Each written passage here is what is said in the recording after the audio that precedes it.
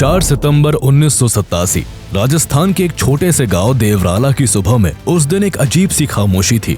उस दिन ना तो खेतों में हल चला और ना ही किसी घर के चूल्हे जले।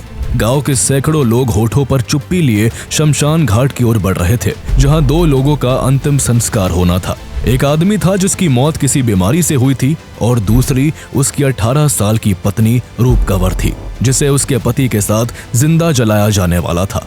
रूप कंवर की शादी को अभी केवल 8 महीने ही हुए थे। उसके हाथों की मेहंदी अभी पूरी तरह से फीकी भी नहीं पड़ी थी कि किस्मत ने उससे उसका पति छीन लिया और अब समाज उससे जीने का अधिकार भी छीनने जा रहा था। रूप कंवर को उसके पति के साथ चिता पर लिटा दिया गया और फिर उस चिता में आग लगा दी गई। जैसे जैसे आग की लपटें उठने लगी, वैसे वैसे रूप कंवर की चीखें चारों दिशाओं में गूंजने लगी। ऐसा लग रहा था जैसे वो उन हजारों लोगों से अपनी जिंदगी की भीख मांग रही हो, लेकिन वहां मौजूद किसी भी शख्स का दिल नहीं पिघला। किसी ने उसकी दर्द की पुकार नहीं सुनी। धीरे धीरे उसकी चीखें भी गुम हो गई और उसका शरीर जलकर खाक हो गया।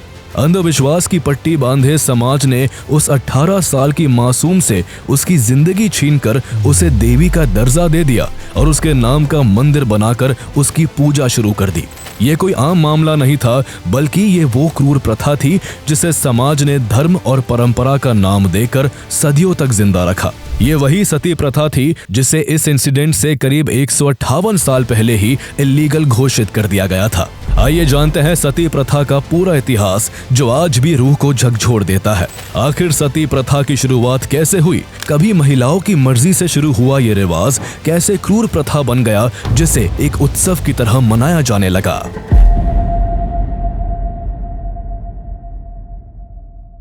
सती शब्द संस्कृत भाषा के अस्ति से आया है, जिसका मतलब पवित्र, सच्ची और आदर्श पत्नी होता है। हिंदू ग्रंथों के अनुसार सती भगवान शिव की पत्नी थी। माना जाता है कि एक बार सती के पिता राजा दक्ष ने एक बहुत बड़े यज्ञ का आयोजन किया था, जिसमें उन्होंने सभी देवी देवताओं को इनवाइट किया, लेकिन जानबूझकर अपने दामाद भगवान शिव को नहीं बुलाया, क्योंकि वो उन्हें बिल्कुल भी पसंद नहीं करते थे। राजा दक्ष ने यज्ञ के समय भी भरी भीड़ में अपनी बेटी सती के सामने भगवान शिव का अपमान करना शुरू कर दिया, जिसे माता सती सह नहीं सकी और उन्होंने क्रोध में आकर उसी यज्ञ की आग में कूदकर अपनी जान दे दी। कुछ लोगों के अनुसार यही से सती प्रथा की शुरुआत हुई, लेकिन बहुत से हिंदू विद्वानों के हिसाब से ये बिल्कुल गलत व्याख्या है और इसको जबरन माता सती के आत्मदाह से जोड़कर बताया जाता है, क्योंकि जिस समय माता सती ने आत्मदाह किया था उस समय भगवान शिव जीवित थे, जबकि सती प्रथा में किसी भी महिला को तब आग में जलकर अपनी जान देनी होती थी जब उसका पति मर जाता था और वो विधवा हो जाती थी। लेकिन फिर भी समाज ने धर्म, आस्था और परंपरा के नाम पर एक ऐसी क्रूर रिवाज को जन्म दे दिया जिसका प्राचीन ग्रंथों में कहीं कोई क्लियर एविडेंस नहीं मिलता। पुराने जमाने में तकनीक और आज जैसा कम्युनिकेशन सिस्टम ना होने की वजह से सच और अंधविश्वास में फर्क करना मुश्किल था, लेकिन अब वक्त बदल चुका है। अब हम टेक्नोलॉजी के दौर में जी रहे हैं, जहां कोई भी ब्लाइंड बिलीव ज्यादा दिन नहीं टिक पाता। टेक्नोलॉजी के इस टाइम में हर काम को स्मार्ट तरीके से मैनेज करने के लिए सही टूल्स मौजूद है, बस जरूरत है उन्हें सही वक्त पर इस्तेमाल करने की। अब मान लीजिए आप एक डिजिटल एजेंसी चला रहे हैं, जहां एक साथ कई क्लाइंट्स के लिए कंटेंट, मार्केटिंग और कैंपेन्स मैनेज करने होते हैं। अब हर टास्क को ईमेल, व्हाट्सएप, स्प्रेडशीट या कॉल से ट्रैक करना एक टाइम कंज्यूमिंग और मेसी प्रोसेस बन जाता है। यही ओडू प्रोजेक्ट ऐप आपके लिए गेम चेंजर बन सकता है। ओडू में आप हर प्रोजेक्ट को कस्टम स्टेजेस में डिवाइड कर सकते हैं, जैसे planning, research, approval, shoot, edit, review. हर टास्क को प्रायोरिटी, डेडलाइन और डिस्क्रिप्शन के साथ असाइन किया जा सकता है। डिस्क्रिप्शन में आप टेबल्स, इमेजेस, चेकलिस्ट या वीडियोस तक ऐड कर सकते हैं। अगर प्रोजेक्ट बड़ा है तो उसे छोटे छोटे सब टास्क में तोड़कर मैनेज करना और भी आसान है। रियल टाइम कोलैबोरेशन के लिए ओडू काफी ज्यादा हेल्पफुल है। ओडू का built in chatter feature communication को स्मूथ बना देता है, जहां आप किसी भी टास्क पर ईमेल भेज सकते हैं, नोट्स डाल सकते हैं, फाइल्स अटैच कर सकते हैं और टीम मेंबर्स को टैग करके इंस्टेंटली अपडेट दे सकते हैं। मीटिंग्स, कॉल्स, रिमाइंडर्स और टू डूज तक आप यहीं से शेड्यूल कर सकते हैं। आप अपनी जरूरत के हिसाब से कैनबैन से लेकर गैंट और लिस्ट तक हर तरह का फ्लेक्सिबल व्यू चूज कर सकते हैं। बड़ी बात यह है कि ओडू का पहला ऐप अनलिमिटेड होस्टिंग और सपोर्ट के साथ लाइफ टाइम के लिए बिल्कुल फ्री है। अगर आप अपने प्रोजेक्ट्स को स्मार्ट तरीके से मैनेज करना चाहते हैं तो ओडू ट्राई कर सकते हैं। इसका लिंक आपको डिस्क्रिप्शन और पिन कमेंट में मिल जाएगा। भारत के सबसे पुराने ग्रंथ ऋग्वेद में सती प्रथा का कोई जिक्र नहीं है। यहाँ तक कि भारत के किसी भी शास्त्र में इसके बारे में कुछ भी नहीं लिखा हुआ। वाल्मीकि द्वारा लिखी गई रामायण में भी सती प्रथा के बारे में किसी तरह की चर्चा नहीं की गई, क्योंकि राजा दशरथ की मृत्यु के बाद उनकी तीनों पत्नियों में से किसी ने भी इस रिचुअल को नहीं अपनाया था। महाभारत काल के समय भी इस रिचुअल को ना तो पांडु की मृत्यु के बाद उनकी पत्नी कुंती ने फॉलो किया और न ही अर्जुन के बेटे अभिमन्यु के बैटलफील्ड में मारे जाने के बाद अभिमन्यु की पत्नी उत्तरा ने इस रिचुअल को निभाया था। हालांकि पांडु की मौत के बाद उनकी दूसरी पत्नी माद्री के सती होने की बात कही जाती है, लेकिन इस मामले में भी रिलीजियस स्कॉलर्स के बीच भारी मतभेद है। इसके बाद मगध डायनेस्टी से लेकर मौर्यन पीरियड तक भी इस प्रथा का जिक्र ना तो किसी भारतीय और ना ही किसी फॉरेन ट्रैवलर के लेखों में देखने को मिलता है। जब भारत पर मगध डायनेस्टी का शासन था, ठीक उसी समय भारत में बौद्ध धर्म काफी पॉपुलर हो रहा था। तब बौद्ध और हिंदू धर्म गुरुओं के बीच काफी कॉन्फ्लिक्ट होता था, लेकिन फिर भी उस जमाने के किसी भी बौद्ध मॉन्क की किताब में सती प्रथा का जिक्र नहीं है। इससे पता चलता है कि इस समय तक भी सती प्रथा चलन में नहीं थी।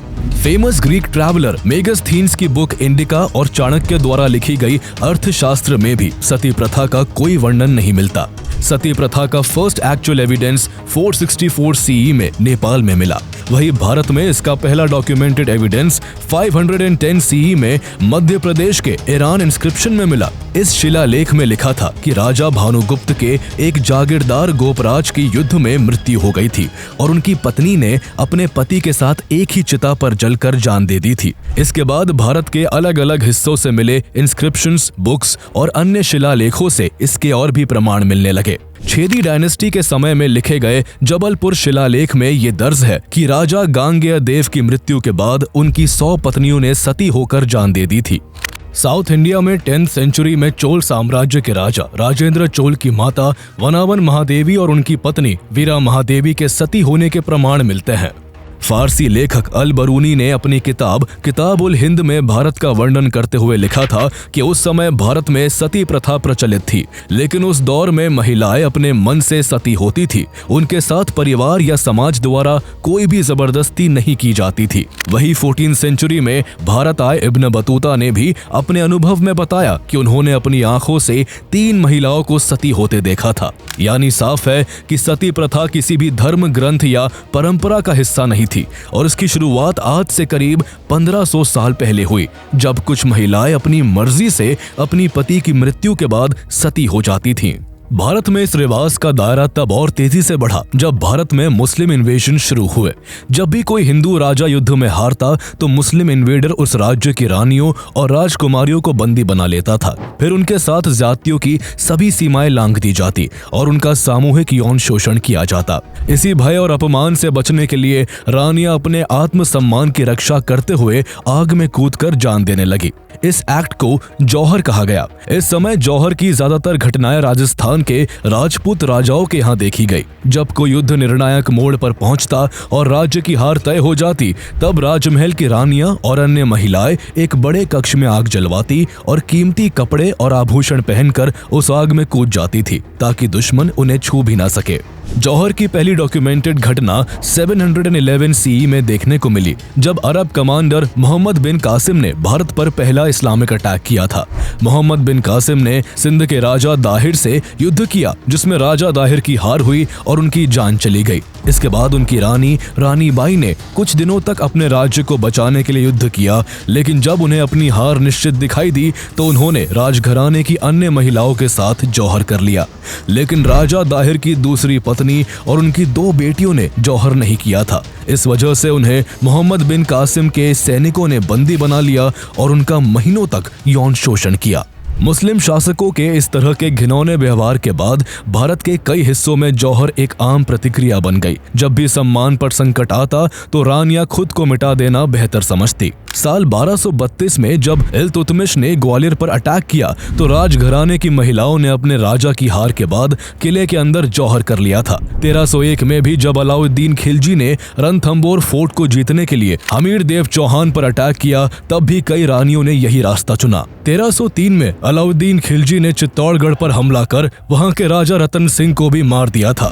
जैसे ही राजा रतन सिंह की पत्नी रानी पद्मिनी को उनकी मौत की खबर लगी, वो अन्य महिलाओं के साथ मिलकर जौहर कर आग की लपटों में समा गई ताकि खिलजी उनकी इज्जत पर हाथ ना डाल सके। हालांकि जौहर की घटनाएं केवल नॉर्थ इंडिया तक ही सीमित नहीं थी, बल्कि साउथ इंडिया में भी इस तरह की घटनाएं सामने आई। कर्नाटका के कंपीली किंगडम पर मोहम्मद बिन तुगलक के अटैक के बाद वहां की महिलाओं ने सामूहिक रूप से जौहर किया था। मुगल शासन के दौरान भी जब कोई राजपूत राजा मुगलों के हाथों पराजित होता, मुगल सैनिकों के राजमहल पहुंचने से पहले ही वहां की रानियां जौहर कर लेती थी। शुरुआत में जौहर और सती प्रथा केवल रानियों और उच्च वर्ग की महिलाओं तक सीमित थी, लेकिन समय के साथ इसे धर्म और सम्मान से जोड़ दिया गया। धीरे धीरे ये सोच आम हो गई कि विधवा महिला अगर सती नहीं हुई तो उसका जीवन अपवित्र माना जाएगा। जो महिलाएं पति की मृत्यु के बाद सती होती, उन्हें देवी का दर्जा दे दिया जाता और उनके मंदिर तक बनाए जाते। लेकिन जो महिलाएं ये रिवाज नहीं निभाती थी, उन्हें अपशगुनी, कुलक्षणी या डायन जैसे शब्दों से बुलाया जाने लगा।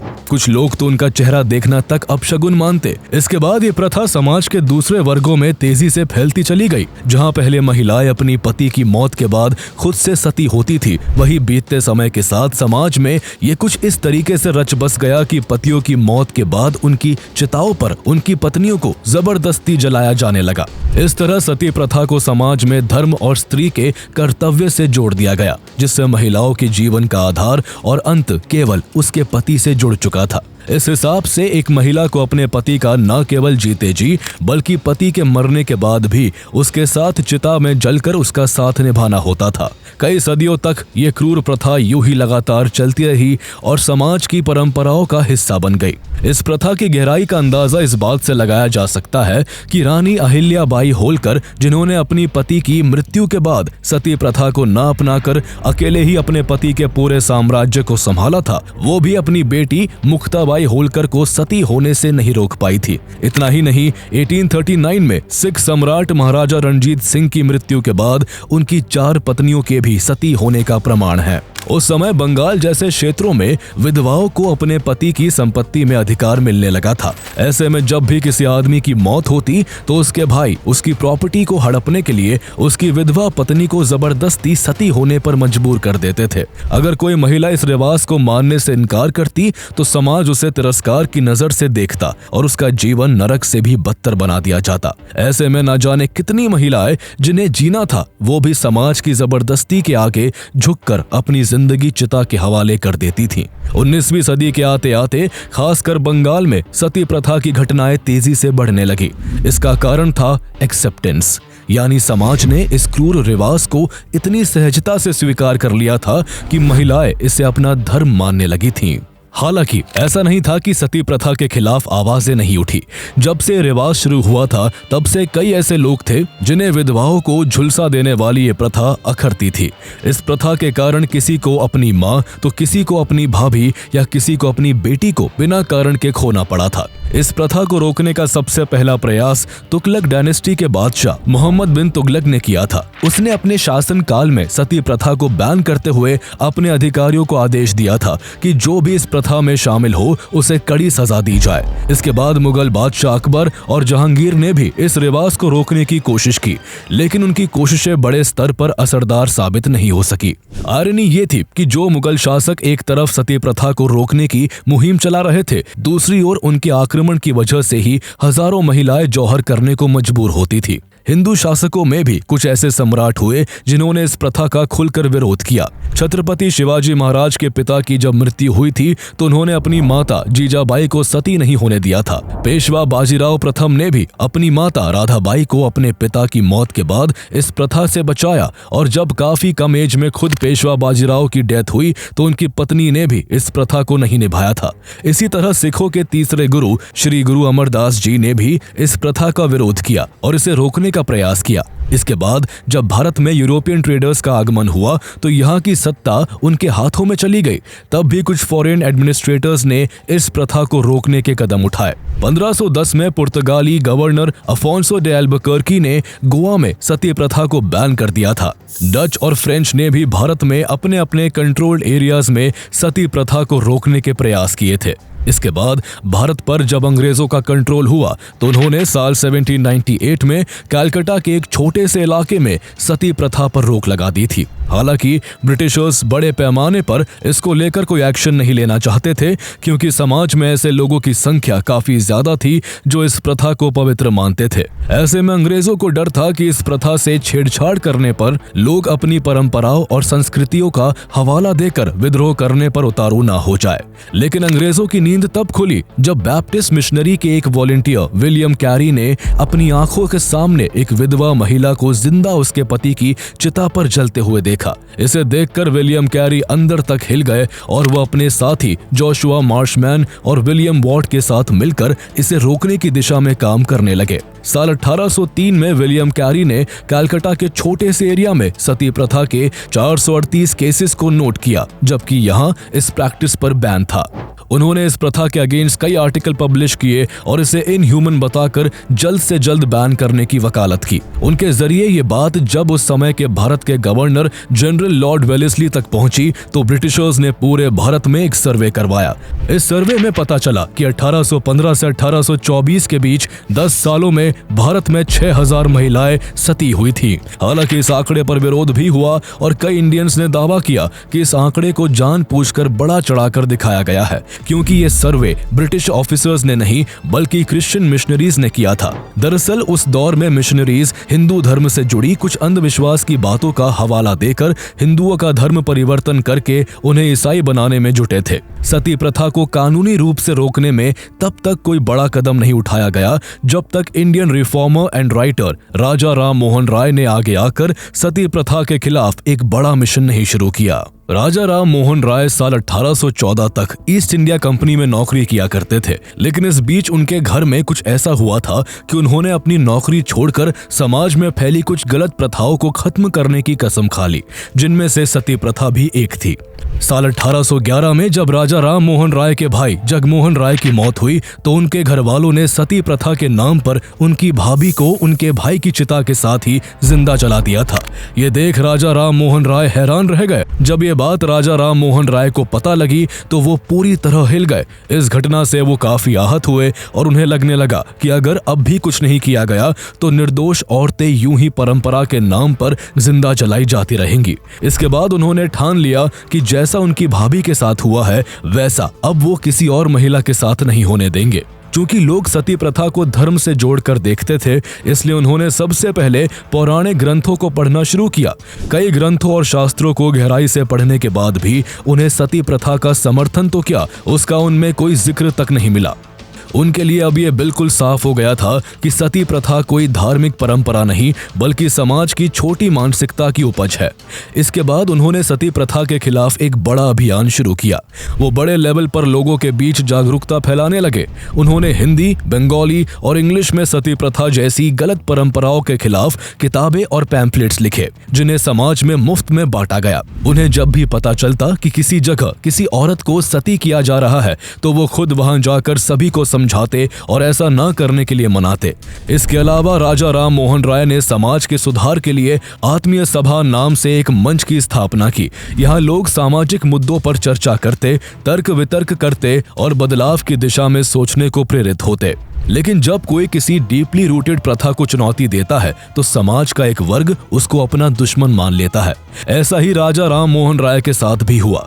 बहुत सारे कट्टरपंथी उनके खिलाफ हो गए और उन्हें सती प्रथा के खिलाफ बोलने की वजह से जान से मारने की धमकियां देने लगे। लेकिन इसके बावजूद राजा राम मोहन राय पीछे नहीं हटे। उन्होंने अपनी जान की परवाह किए बिना इस कुप्रथा के खिलाफ बोलना जारी रखा और समाज के लोगों को इसे बंद करने के लिए प्रेरित करते रहे। अपने मिशन को और मजबूती देने के लिए साल 1823 में उन्होंने विलियम कैरी के साथ मिलकर काम करना शुरू किया, जो पहले से ही इस कुप्रथा के खिलाफ एक्टिव थे। एक तरफ जहां बंगाल में राजा राम मोहन राय इस आंदोलन की कमान संभाल रहे थे, तो दूसरी तरफ गुजरात में स्वामी सहजानंद भी सती प्रथा को वैदिक संस्कृति के खिलाफ बताकर इसके विरोध में खुलकर बोल रहे थे। इस तरह धीरे धीरे भारत के अलग अलग हिस्सों में आवाजें उठने लगी और लोग जागरूक होने लगे। इस जागरूकता के साथ ही ब्रिटिशर्स पर सती प्रथा को खत्म करने के लिए कानून बनाने का दबाव बनने लगा। इसी बीच साल 1828 में लॉर्ड विलियम बेंटिंक को भारत का गवर्नर बनाया गया। वो खुद भी ऐसी बेसलेस और बार्बरिक प्रैक्टिसेस के खिलाफ थे। ऐसे में उन्होंने राजा राम मोहन राय और विलियम कैरी से मुलाकात कर लंबी चर्चा की और दोनों की बातों से सती प्रथा को बैन करने के लिए पूरी तरह सहमत हो गए। 1829 में विलियम बेंटिंक ने जब डिसाइसिव एक्शन लेने का मन बनाया तो उन्होंने पहले 49 सीनियर आर्मी ऑफिसर्स और 5 जजेस से राय ली। सभी ने इस प्रथा को मानवता के खिलाफ बताया। लॉर्ड बेंटिंक ने खुद भी कहा था कि ये प्रथा ब्रिटिश रूल पर एक काला धब्बा है और इसे खत्म करना बहुत जरूरी है। इसके बाद 4 दिसंबर 1829 का दिन इतिहास बन गया। इस दिन लॉर्ड विलियम बेंटिंक ने रेगुलेशन 17 जारी किया, जिसके तहत सती प्रथा को इलीगल घोषित कर दिया गया, जिसके बाद इस प्रथा को करना या करवाना क्राइम बन गया। हालांकि रेगुलेशन 17 आते ही देश भर में भारी विवाद खड़ा हो गया। राजा राम मोहन राय और दूसरे सोशल रिफॉर्मर्स के समर्थन में लाखों लोग खड़े हुए, लेकिन वहीं दूसरी ओर कुछ लोग ऐसे भी थे जिन्होंने इसे धर्म पर हमला माना और इस बैन के खिलाफ कई पिटीशंस दायर की। हजारों सिग्नेचर्स के साथ ये विरोध इतना बढ़ा कि मामला सीधे लंदन के प्रिवी काउंसिल तक पहुंच गया। इस दौरान मुगल एम्परर अकबर II ने राजा राम मोहन राय को इंग्लैंड भेजने की व्यवस्था करवाई ताकि वो प्रिवी काउंसिल के सामने सती प्रथा के बैन को जस्टिफाई कर सके। प्रिवी काउंसिल में भी राजा राम मोहन राय की दलीलों को सही माना गया, जिसके चलते 1832 में प्रिवी काउंसिल ने सती प्रथा पर लगे बैन के फैसले को बरकरार रखा। इस तरह भारत में सती प्रथा लीगली बैन हो गई और इसकी प्रैक्टिस करना कानूनन जुर्म बन गया। सती प्रथा पर रोक लगने के बाद ईश्वर चंद्र विद्यासागर जैसे महान विचारकों के नेतृत्व में विधवाओं के पुनर्विवाह को लेकर भी आंदोलन चलाया गया, जिस वजह से हिंदू विडो रीमैरिज एक्ट 1856 लागू हो सका। अब महिलाएं विधवा होने के बाद दूसरी शादी करके अपना जीवन जी सकती थी।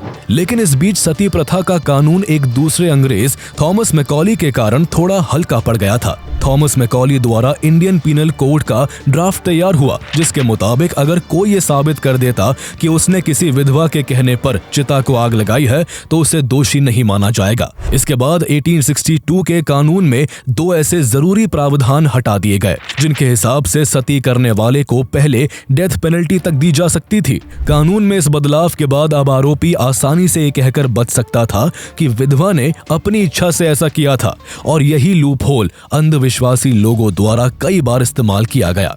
साल 1987 यानी आजाद भारत में 4 दशक बाद इस अमानवीय प्रथा की एक और घटना ने पूरे देश को झकझोर कर रख दिया। ये घटना राजस्थान के एक छोटे से गांव देवराला की थी, जहां रूप कंवर नाम की एक 18 साल की लड़की को उसके मरे हुए पति माल सिंह की चिता पर जिंदा जला दिया गया। कहा गया कि रूप कंवर ने अपनी इच्छा से ये कदम उठाया था, लेकिन जब पुलिस इन्वेस्टिगेशन हुई तो सामने आया कि उसे समाज और घर वालों ने मानसिक रूप से मजबूर किया था। पुलिस ने इस मामले में 32 लोगों को अरेस्ट किया, लेकिन इसका सबसे दुखद और शर्मनाक पहलू ये था कि इस घटना के बाद भी रूप कंवर को देवी का दर्जा दिया गया। गांव में उसका मंदिर बना और वहां चुनरी महोत्सव जैसे आयोजन होने लगे, जहां हजारों लोग पहुंचे, जिनमें कुछ राजनेता भी शामिल थे। इस पूरे घटनाक्रम ने न केवल भारत बल्कि इंटरनेशनल मीडिया का भी ध्यान खींचा। भारत में महिलाओं की स्थिति पर सवाल उठने लगे और देश की छवि को गहरा धक्का पहुंचा। बात इस कदर बिगड़ गई कि चौतरफा दबाव में राजस्थान के मुख्यमंत्री हरिदेव जोशी को रिजाइन करना पड़ा। इसके बाद राजस्थान सरकार को उसी साल commission of Sati prevention act लाना पड़ा, जिसके तहत किसी विधवा को सती करने या करवाने वालों को फांसी या उम्र कैद की सजा देने का प्रावधान किया गया। इतना ही नहीं, सती प्रथा के पक्ष में बात करने वालों और उसको ग्लोरीफाई करने वालों के लिए भी 7 साल की कैद और 30,000 रुपए तक का जुर्माना तय किया गया। अगले ही साल 1988 में इस एक्ट को भारत सरकार ने पूरे देश में लागू कर दिया, ताकि देश में इस कुप्रथा से एक भी महिला को अपनी जान ना गंवानी पड़े। बाद में जब इस मामले को लेकर एक सर्वे किया गया तो पता चला कि आजादी के बाद से 1987 तक भारत में सती होने या फिर उसे अटेम्प्ट करने को लेकर देश के अलग अलग पुलिस स्टेशंस में कुल 28 केसेस दर्ज किए गए थे। भारत में रूप कंवर सती केस को अब तक का लास्ट डॉक्यूमेंटेड सती इंसिडेंट इनोसेंट माना जाता है। हालांकि इतने कड़े कानून के बाद भी 24 लड़कियों ने अपनी मर्जी या किसी दबाव में सती होने का प्रयास किया था, जिन्हें समय रहते पुलिस की मदद से बचा लिया गया। भारत जैसे देश में जहां नारी को शक्ति, सृष्टि और संस्कृति का प्रतीक माना जाता है, वहीं उसी समाज में सदियों तक ऐसी प्रथाएं फलती फूलती रही जो स्त्री की पहचान को केवल पुरुष की छाया तक सीमित करती थी। सती प्रथा भी ऐसी ही एक क्रूर परंपरा थी जो कभी धर्म के नाम पर, कभी सामाजिक मान सम्मान के नाम पर और कभी पुरुष की संपत्ति के लालच में औरत की जिंदगी को निगलती रही। राजा राम मोहन राय जैसे समाज सुधारकों की कोशिशों से इस आग को तो बुझा दिया गया, लेकिन आज भी समाज में कई ऐसी सोचें जिंदा है जो पुरुष और महिला को एक समान नहीं मानती।